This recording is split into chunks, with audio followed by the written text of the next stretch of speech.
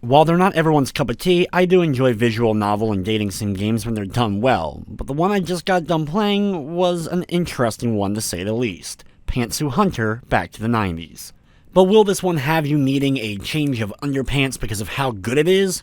Or should you just hunt down a better game?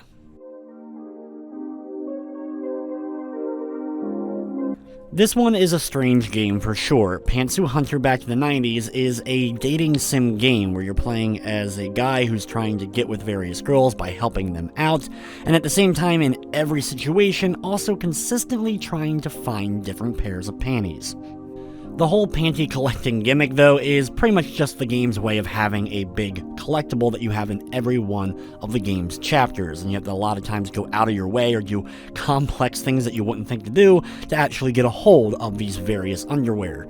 Thankfully, the game keeps track of which ones you've already collected, as well as how many of the game's endings you've gotten for each one of the chapters. For each chapter, you have to get the good ending as well as a certain number of the girl's underwear in order to unlock that next chapter. Each chapter also has a ton of bad endings that you can end up getting. These are pretty mundane and mostly just flash to a game over screen with a little bit of text saying why you ended up failing, like trying to touch fruit on the table, or standing still for too long, or sitting in a chair at the wrong time.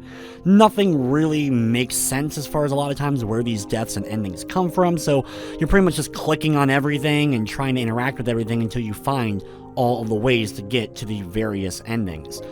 The good ending, though, for the most part is very easy to usually give. Just answering correctly with the girl's various questions that she does give you will usually end up netting you after a few attempts. There is one negative that you cannot go back. There's no saving during the chapters, so if you end up making a mistake, choose the wrong option, you'll have to start over again in order to try again.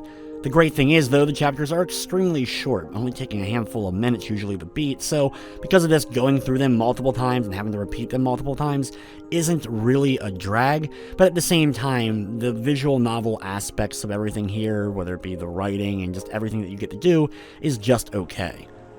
Honestly, the dating part of it is kind of bland, and with the best stuff cut out of the PS4 version, you're not really seeing a whole lot either, even when you get that good ending. The fun to be had in it all is with actually trying to find all the underwear. There's some creative ways of solving various puzzles to actually find each pair. I also like the extra scenes that you unlock.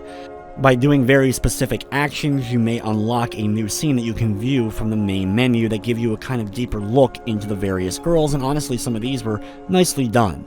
You'll probably spend a fair amount of time trying to get every one of the endings and collect every one of the pairs of underwear, but if you just play through and getting the true endings, it won't take very long for you to see this game all the way through to the end.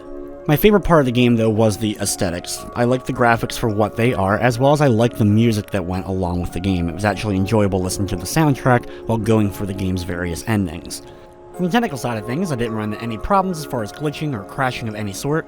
Pantsu Hunter Back to the 90s is available on PlayStation 4, and it does feature a Platinum trophy. It's a pretty easy one to get, but you will need to collect all the panties.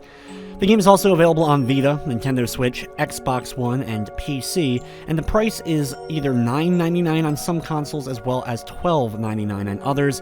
I'm not sure if the other console versions are uncensored, if it's just the PlayStation versions that have the censorship. The increase in price on some systems may just be due to having that extra content not being censored. Overall, I went back and forth for a bit on what I was going to give Pantsu Hunter Back to the 90s. The whole fan service aspect of things really is minimal, especially in the censored Sony version here.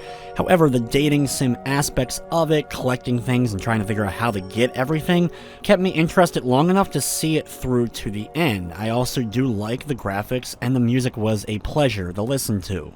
With everything said, I'm going to be giving Pantsu Hunter Back to the 90s a 7 out of 10. That's going to wrap up this review, though. I'd like to thank you for watching, and of course, I hope you enjoyed.